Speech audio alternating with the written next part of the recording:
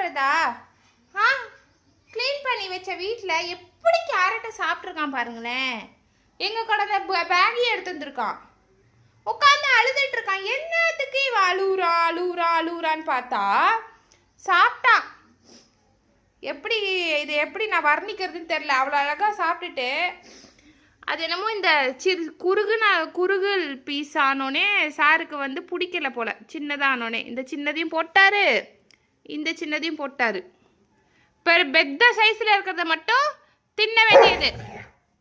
அடங்கொய்யால என்னையே வந்து எப்படி எப்படி ஏமாத்துற பாருங்களேன். கடிக்கலாம் வரல, சும்மா லுலுலா உள்ளே போனான் அவனுக்கு. அதுக்கு தான் அழுதுட்டு இருக்கான். இப்படி பண்ணி வச்சிருக்க நீ.